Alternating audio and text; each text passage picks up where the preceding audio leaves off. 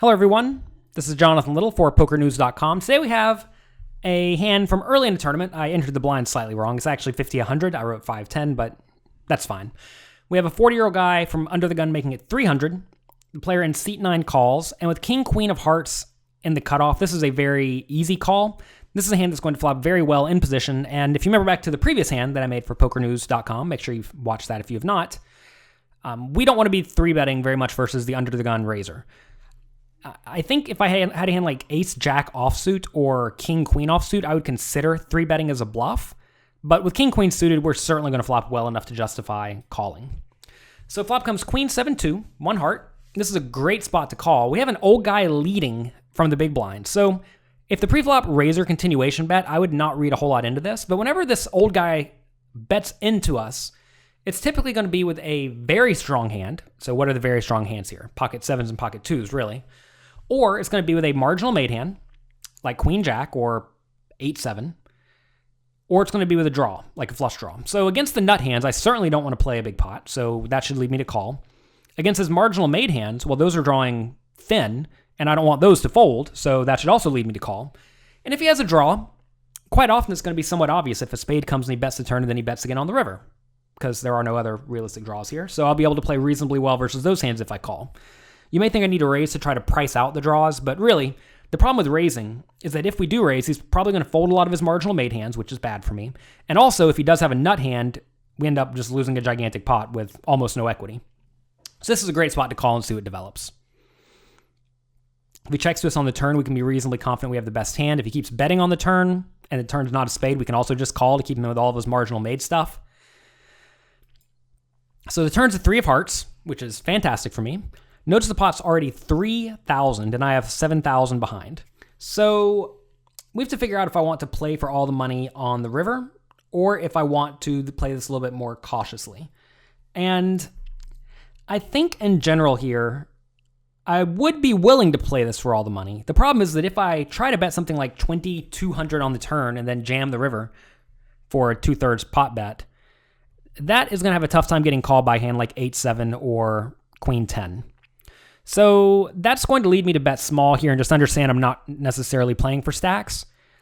And it's also important to realize that my hand at this point should have my opponent's range just absolutely crushed. You would think you would keep betting with all of the nut hands on the turn.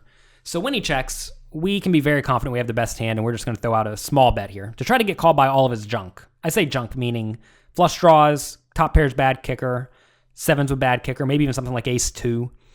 And we don't really need to bet so large to price those hands out. So I do bet 1,000, and now we get check raised.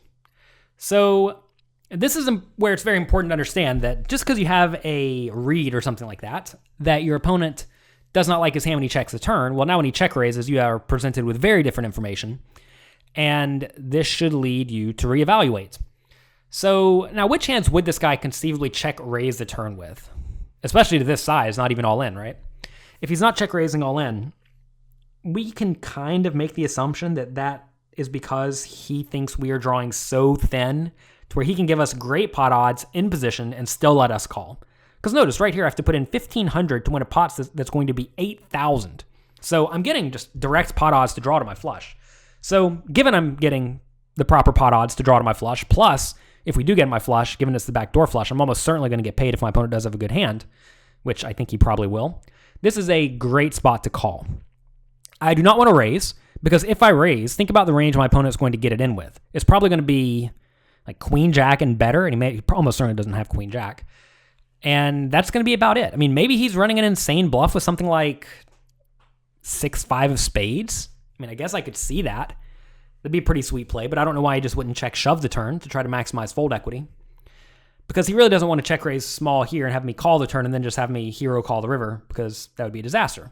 If he did check shove me on the turn, though, in this scenario, I guess I would call. So maybe that line would not be so bad. If I did not have a flush draw here, I would definitely just fold to this check raise. I understand that that's a really exploitative line of me folding, because by folding, I'm essentially saying I think this guy's never bluffing. Because if you think about my range should be almost entirely top pairs, middle pairs, bottom pairs. Although I would not bet middle and bottom pair on the turn, I would just check. So when I'm betting the turn, my range is going to be top pairs and draws. And if he shoves on me, if I'm folding top pairs and presumably I'm folding my draws, well, I'm folding my whole range. and that's a problem. But it's not a problem if your opponent's never bluffing you. And if you were to tell me a generic random old guy is check raising me on the turn, he's probably just not bluffing. So anyway, with this hand, we're going to call. And if he checks the river, I'm just going to check behind. I think we could go for thin value, but I think that's a little bit optimistic because he may decide to just check with a set to give me the opportunity to bluff with what he thinks may be a lot of busted draws. So I'm not going to go for thin value on the river. But here we have to call just because we're putting in 1,500 to win 8,000. So we need to win like 18% of the time, and we certainly will. River is an ace of diamonds. That's not what I want to see. Now he bets 3,000. What a weird bet. I mean, this is almost certainly just a set. I don't see how this could not be a set.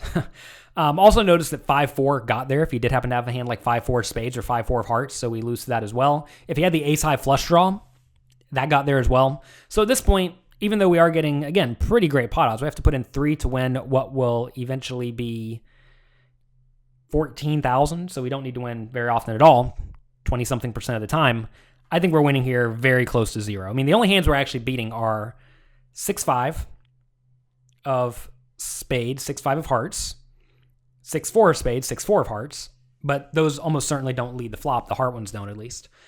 Then we are beating the various busted spade draws, but again, a lot of those may not even lead the flop. So this is a spot where if your opponent's really crazy, then I guess in some world we could find a call.